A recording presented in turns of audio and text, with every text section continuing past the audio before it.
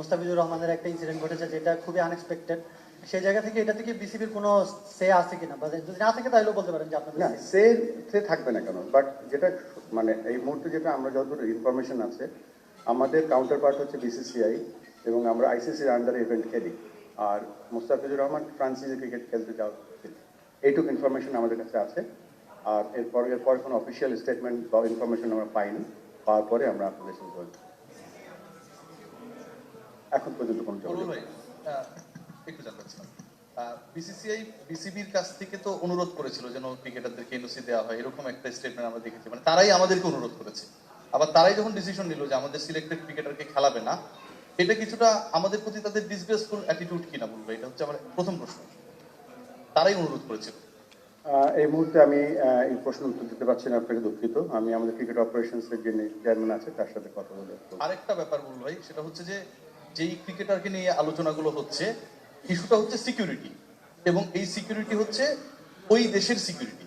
আজকে অলরেডি আমরা দেখেছি যে কলকাতায় তারা একটা ইভেন্ট ক্রিয়েট করেছে বুলুল ভাই, যে ইভেন্টে বলা হচ্ছে যে ইডেন গার্ডেন্সে বাংলাদেশ দলকে কোনোভাবেই নামতে দেবে না। যেই দেশে হচ্ছে সেই দেশের সিকিউরিটি সংস্থাগুলো, এখানে তো আইসিসি তো ওই হোস্টিং নেশনের উপর ডিপেন্ড করবে টু এনশিওর দ্য সিকিউরিটি। একজন ক্রিকেটারের ক্ষেত্রে এই দায়িত্বটা নিতে পারছে না, এবং সেটা সরকার হয়ে বিসিসিআই হয়ে ফাইনালি কলকাতা নাইট রাইডার্স বাদ দিয়ে দিল মুস্তাফিজকে। সেই একই দেশে আমার 15 জন ক্রিকেটার, বাংলাদেশের ব্র্যান্ড যারা, তারা কিভাবে সিকিউর থাকবে, এই ব্যাপারে কি আপনারা কনভিন্সড? আমি একটা কুইক অ্যান্সার করছি এখানে, একটা শর্ট, যেটা হচ্ছে যে বিশ্বকাপ অর্গানাইজ করছে আইসিসি, হোস্ট ইন্ডিয়া। তো আমাদের যদি কোনো কোথাও যোগাযোগ করতে হয় সেটা আমরা আইসিসির সাথে যোগাযোগ করবো। আপনি কিছু বলছি। আর আপনারা জানেন 2021 সালে ICC safety security guideline amend করেছে কিছু। ওইখানে আপনার হচ্ছে 4S safety security, safeguard and spectacular, এইগুলো হচ্ছে আপনার যে কোনো আইসিসি ইভেন্টে এগুলো ম্যান্ডেটরি, এগুলো এনশিওর করতে হয়। সো আইসিসি উইল ডিসাইড যে ঠিক আছে কোনটা অ্যাপ্রোপ্রিয়েট ভেন্যু হবে। আমজাদ ভাই যেহেতু বললেন, একটু একটা সম্পর্ক প্রশ্ন করছি। ICC definitely they are the main organizer or event organizer. আমার প্রশ্নটা হচ্ছে যে আইসিসি ডেফিনেটলি গুরুত্বপূর্ণ পার্ট, যেহেতু হাইব্রিড মডেলে হচ্ছে, মানে ভারতের বাইরেও তো বিশ্বকাপটা হচ্ছে, এবং সিকিউরিটি ইস্যুর কারণে একটা দেশ কিন্তু যেতেছে না। তো একইভাবে কেন আমরা আমাদের মানে কথাটা বলবো না যে যেহেতু আমাদের ক্রিকেটারদেরকে সিকিউরিটি ইস্যু নিয়ে প্রশ্ন উঠছে, আমরা কেন ওখানটাই আমরা ICC event ICC will decide এটা ওনাদের, আমাদের জন্য চাওয়া অ্যাপ্রোপ্রিয়েট ভেন্যু আমাদের কোনটা কোনো হবে। চাওয়া নাই। আইসিসি দেখবে, যেহেতু আমাদের কনসার্ট ক্রিকেটারদের বা আমরা তো ফিল করছি এটা দেখে, তো সেই ক্ষেত্রে একটা তো অপশন থাকে যে আমরা আইসিসিকে জানাই, যেমন পাকিস্তান অনেক সময় খেলতে না গেলে তারা জানিয়ে দেয় যে আমাদের থেকে খেলা ঠিক হবে না। তো আমরা কি সে আবেদনে জানাবো কিনা, মানে যেহেতু এত কিছু ঘটে যাচ্ছে।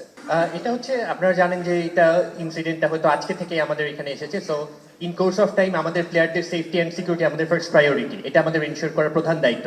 তো সেই দিক বিবেচনা করলে আমাদের প্লেয়ারদের বেনিফিশিয়াল যেটা হবে সেফটি সিকিউরিটি ইনশিওর করার জন্য আমরা সেই মেজার্স আমরা ফলো করবো, সেই প্রোটোকল ফলো করবো।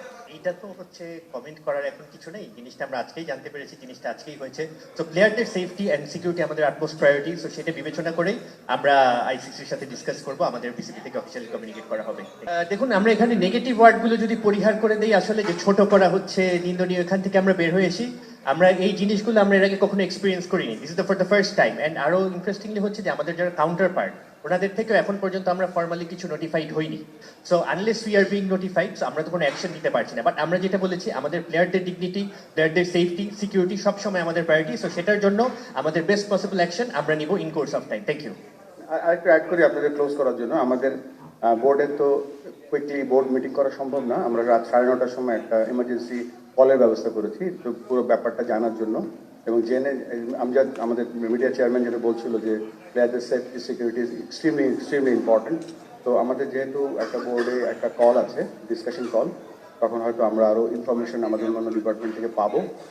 তারপরে হয়তো আমরা একটা মিডিয়া রিলিজ দিতে পারি, বা আমরা আরেকটু পরিষ্কার হবো ওভারঅল সিস্টেম। আমরা ইনফ্যাক্ট বিপিএল নিয়ে এখানে এতটাই ব্যস্ত, তো আমাদের কাছে পুরো ইনফরমেশনটা নেই, সেই জন্য আমরা ইমার্জেন্সি কল করেছি 9:30টায়।